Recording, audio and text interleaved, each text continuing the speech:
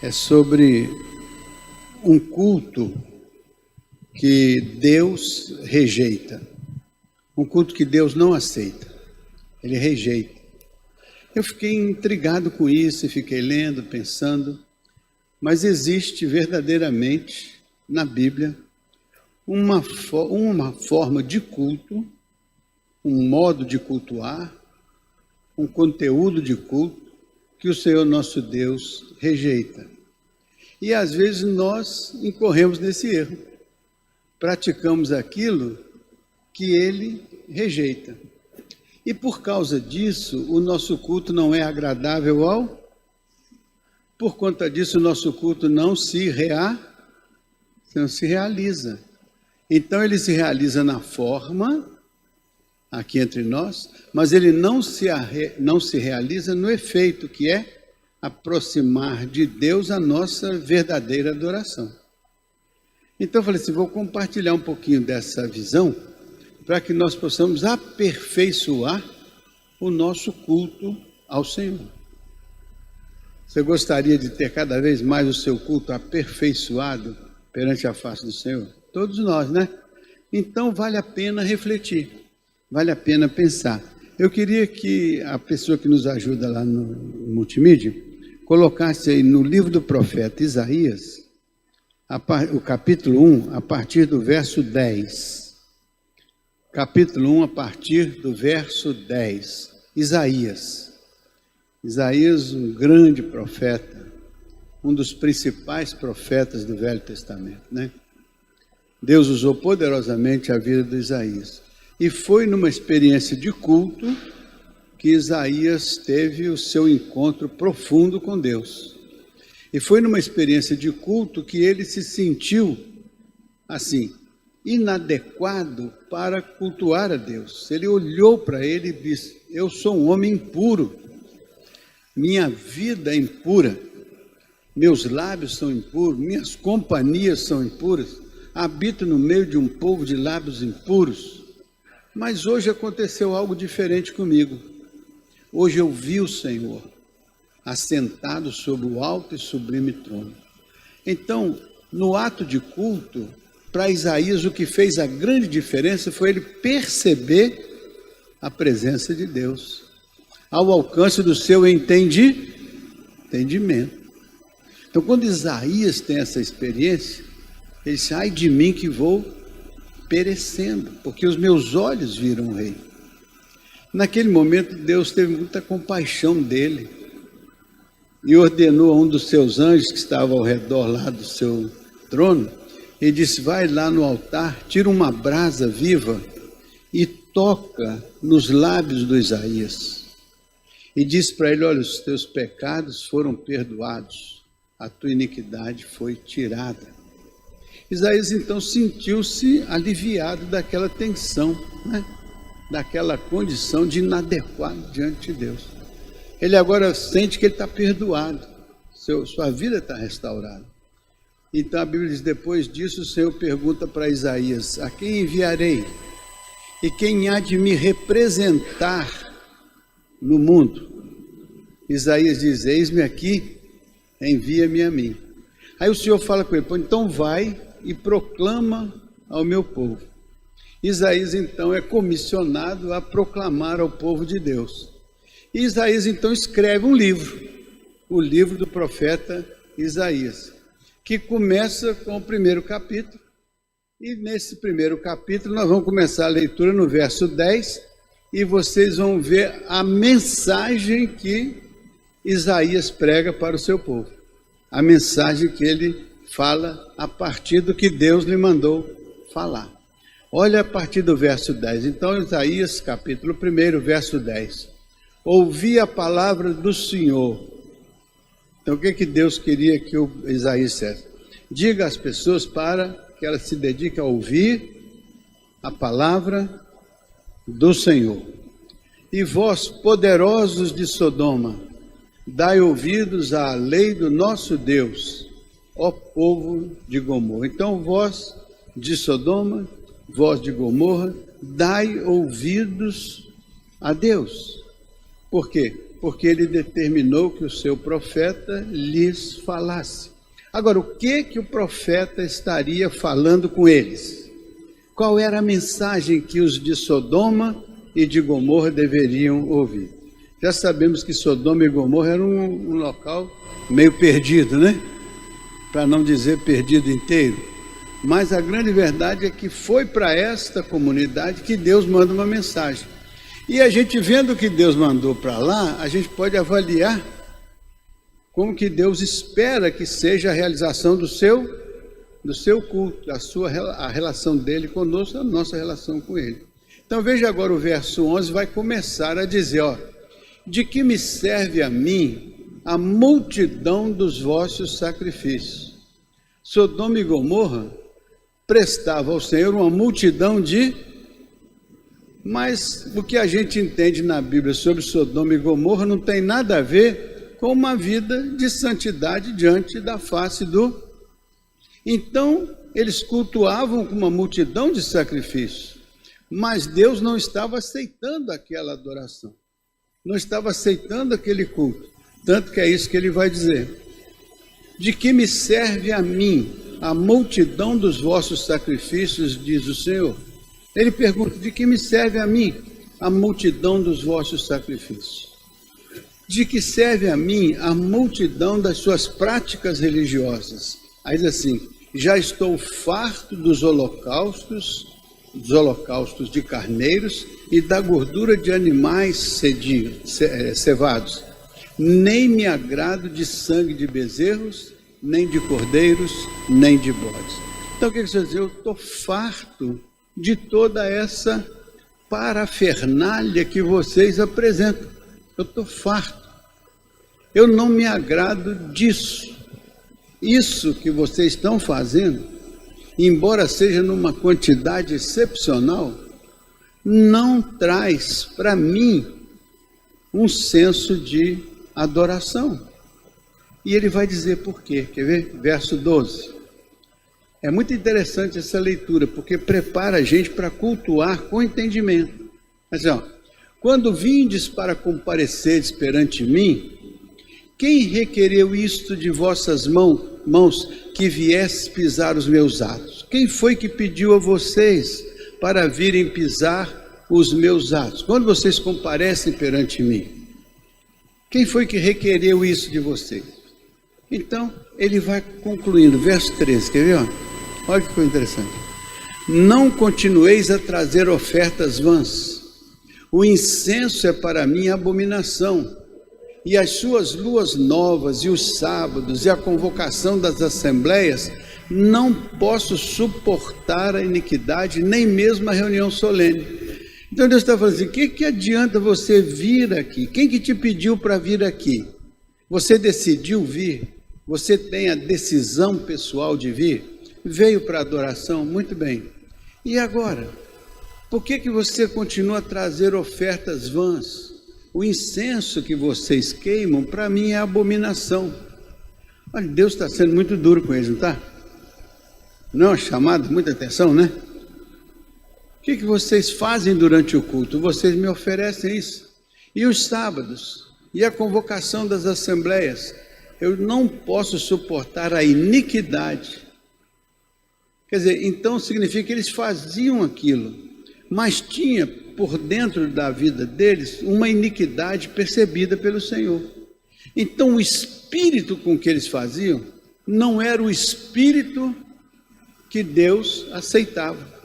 Ao contrário, Deus identificava naquela forma de culto, naquela forma de sacrifício, naquela forma de adoração, uma situação que não era compatível com a santidade de Deus, não era compatível com o Senhor.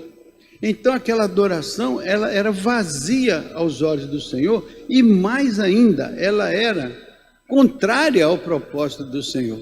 Então era culto, tinha sacrifício, tinha queima de incenso, tinha tudo isso, tinha uma convocação solene, mas o Senhor disse, existe dentro de vocês uma iniquidade, que é o contrário da equidade, retidão e justiça. Então veja o verso 14, olha só o que diz lá. As vossas luas novas, as vossas solenidades, a minha alma as odeia, já me são pesadas, já estou cansado de as sofrer. Então eram as festas que eram celebradas como festas de louvor, de adoração. As diversas festas, o Senhor disse, eu já não vejo nisso algo sincero, verdadeiro, espiritual, mas eu vejo nisso algo diferente. Eu vejo nisso alguma coisa que já pesa no meu coração.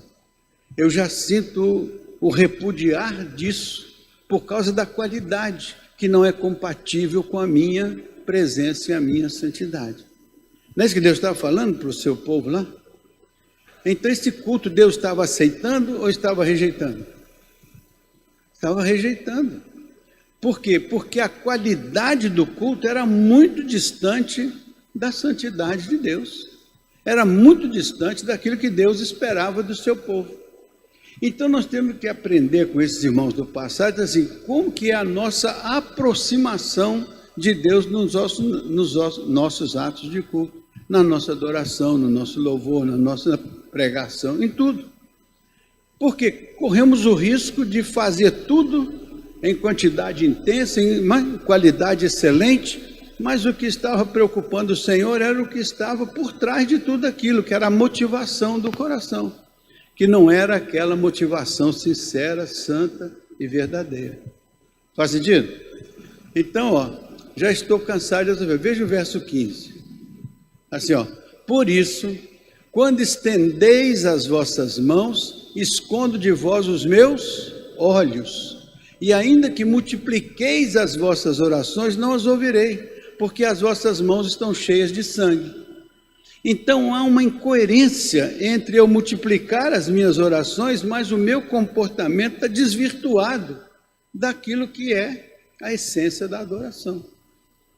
O Senhor disse assim, por isso, quando estendeis as vossas mãos, escondo de vós os meus olhos. É como se Deus dissesse assim, eu me afasto dessa situação. Vocês me ofertam esse culto, mas eu viro as costas, escondo o meu rosto. Por quê?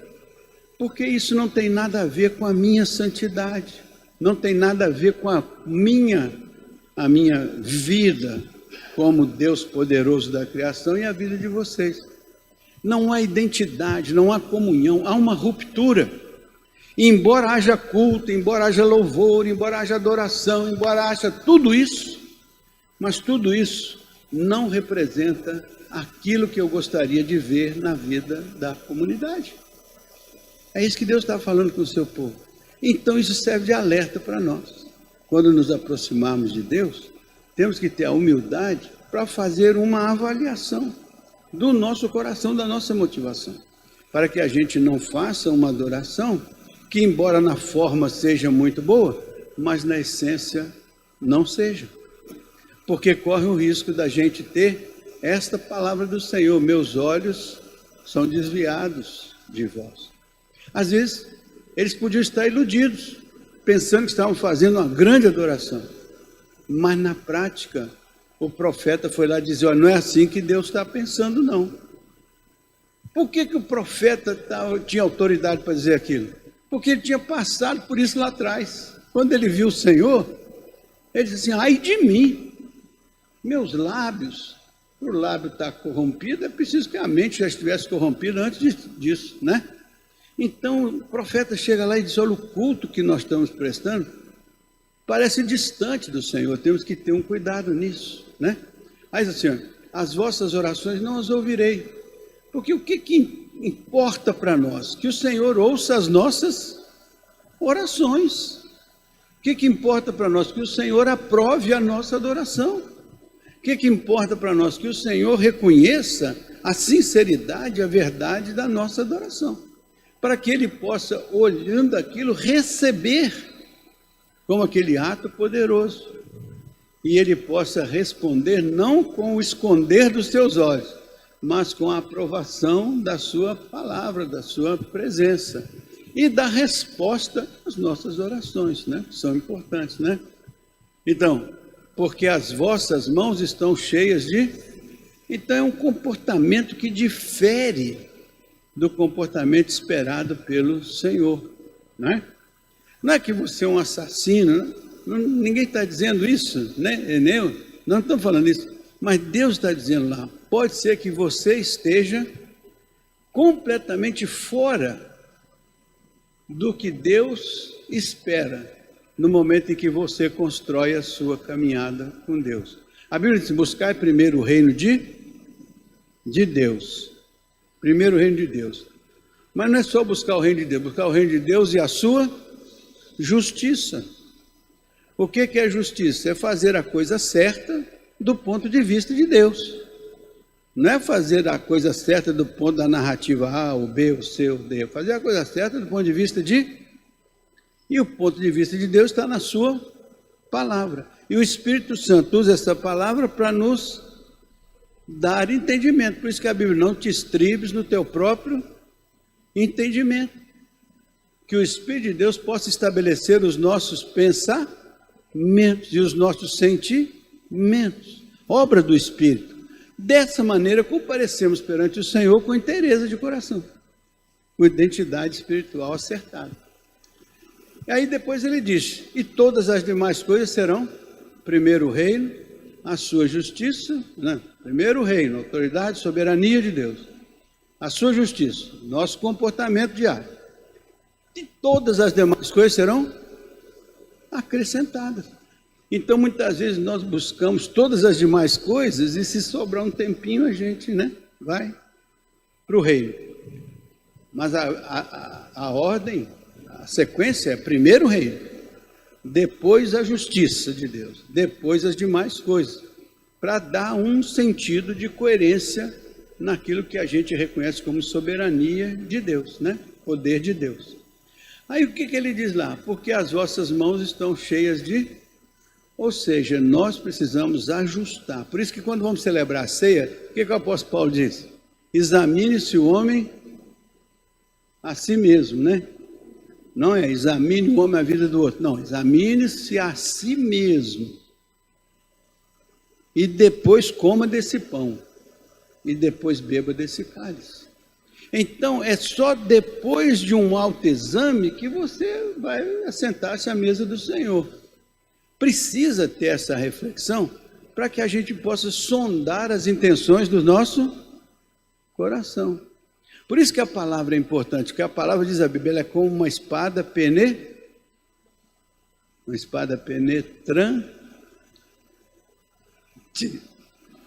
Espada penetrante, que vai até o interior da alma, lá na medula, lá no mais íntimo do coração, e serve para quê?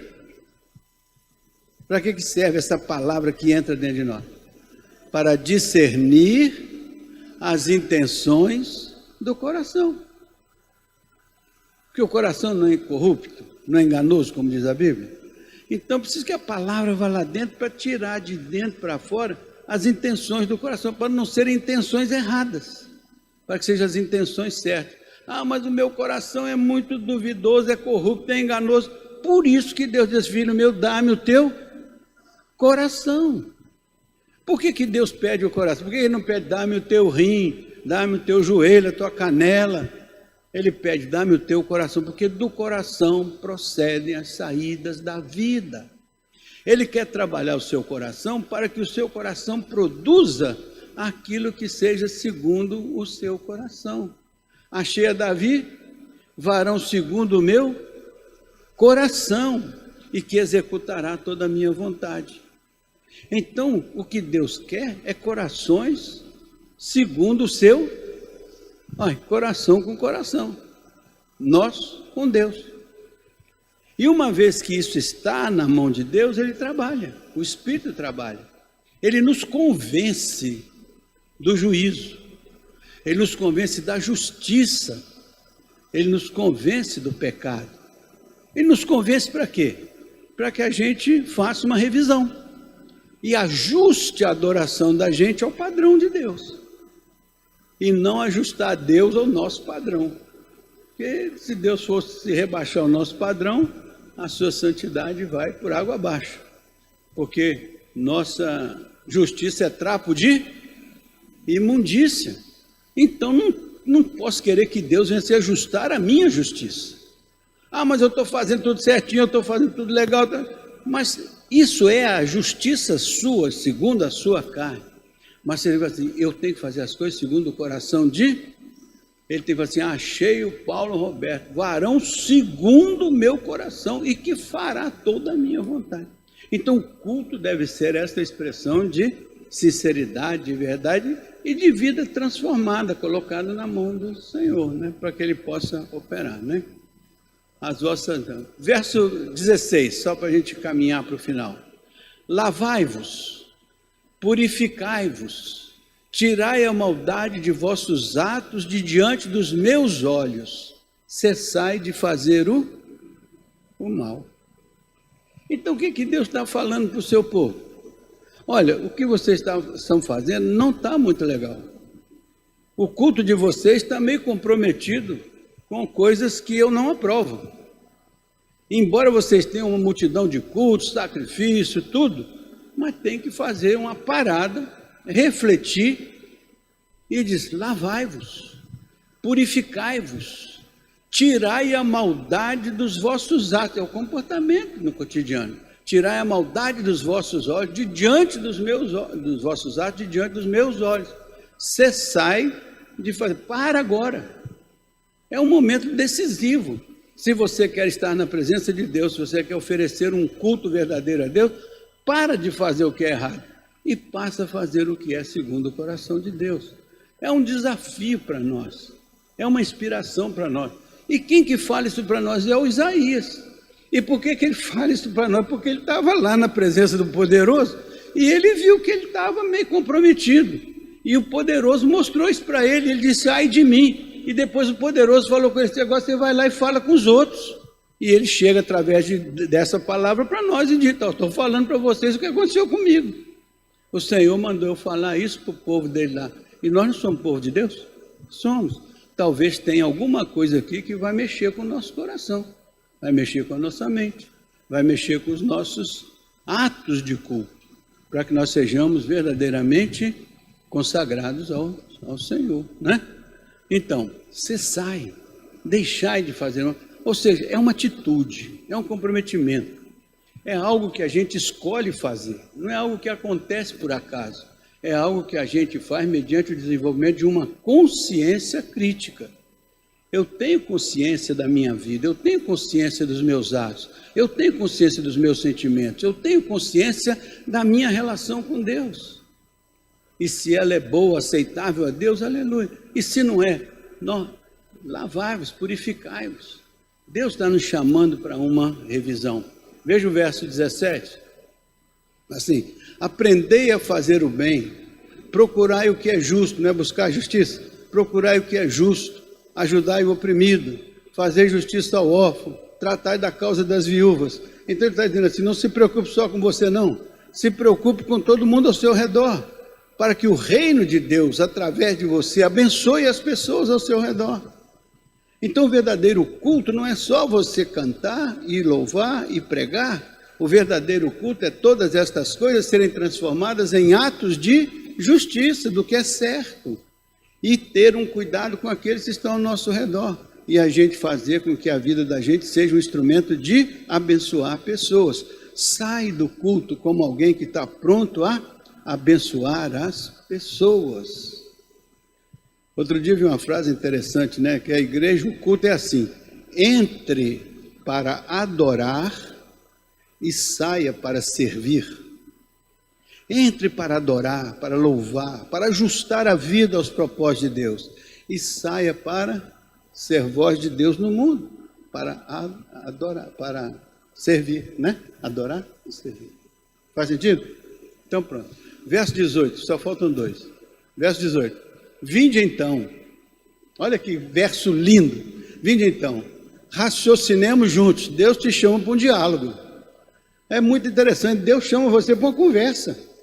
Vinde, façamos juntos nosso arrazoado, diz na minha Bíblia ali, diz, vinde então e raciocinemos juntos, façamos juntos nosso arrazoado, expõe os teus motivos, diz o Senhor, ainda que os vossos pecados sejam como a escarlata, eles se tornarão brancos como a neve, ainda que sejam vermelhos como o carmesim, se tornarão como a branca, ou seja, você não tem que continuar da maneira errada.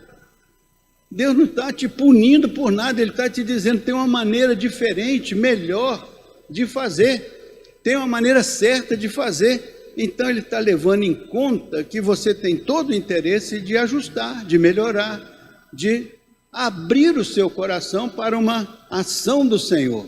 E você está disposto a ter um culto agradável ao Senhor. Ainda que seu pecado seja ruim, ainda que seu sentimento seja ruim, ainda que a sua emoção seja ruim, ainda que tudo dentro de você esteja meio complicado, o Senhor diz que Ele pode abençoar a sua vida. E ela pode se tornar de vermelha como carmesim, branca como a lã. Então pode haver uma mudança radical. Se a gente tiver a disposição de sentar com o Senhor, raciocinar junto com Ele e fazer do culto uma experiência de transformação de vida, de mudança de atitude, de comportamento. Verso 19, olha só que coisa linda. Se quiserdes, olha só, se quiserdes e obedecerdes, passareis os maiores perrengues da vida. Tá certo? Se quiseres e obedecerdes, estareis na maior enrascada do mundo, é isso? Se quiseres, comereis o bem desta. O que Deus quer para você? Que você tenha um culto que lhe dê uma experiência de ajustar a sua vida com o Eterno, com o Poderoso. Identificar sua vida com o Poderoso. Ajustar-se de tal maneira que Deus se alegre da sua adoração, do seu louvor, do culto que nós prestamos. E então, se nós quisermos isso, e se nós somos obedientes ao propósito de Deus, ao que Ele ensina, então nós seremos abençoados, comeremos o bem desta terra. É uma promessa, não é? Se a gente ajustar com Ele, Ele ajusta conosco e vai caminhar conosco e vai nos abençoar. Então agora o final, vamos lá, o último. Mas se recusardes e fordes rebeldes, sereis devorados à espada, porque a boca do Senhor o diz. Então é uma escolha nossa. Queremos comer o bem desta terra? Faça a coisa certa do ponto de vista de Deus, seja identificado com Ele, adore ao Senhor na beleza da sua santidade. Mas se não quiser, se recusar, saiba que tem consequências. As coisas acontecem fora do propósito de Deus, e quando acontecem fora do propósito de Deus, elas podem ser destrutivas para nós. Então esse é um momento da gente parar e pensar. Vamos apresentar nosso culto ao Senhor, mas vamos fazer essa reflexão, vamos fazer essa visão interior, como é que nós adoramos ao Senhor. Faz sentido, gente? Então vamos fazer desse momento de reflexão uma oportunidade, né? Da gente revisar, chegar para o Senhor e falar assim: Senhor, eu quero ser um homem, uma mulher, segundo o teu coração. Quero te adorar na beleza da tua santidade. Quero andar nos teus caminhos, quero fazer a coisa certa. Quero ter os pensamentos certos, quero ter os sentimentos certos. Quero ter o entendimento, o discernimento certo. Quero que o teu Espírito Santo me dirija, me ilumine. Quero comer o bem desta terra, Senhor. Quero ser abençoado pelo Senhor. Recebe o meu culto, recebe a minha adoração. Me ensina a tua palavra, me orienta. Quebranta o meu coração. Não me deixe estribado no meu próprio entendimento, mas dá-me discernimento, entendimento do teu poder, da tua palavra, do teu ensino. Manda o teu Espírito Santo me guiar. E se eu tiver rebelde, me quebranta, para que eu possa ter com humildade a liderança do teu Espírito. Porque o que eu quero no fim das contas? Ser tratado à espada, ou quero ser aquele que pode se alimentar do bem dessa terra? Que Deus me abençoe a fazer as coisas de tal maneira que termine por ser alimentado pelo bem, comer o bem desta terra. Não é? Faz sentido?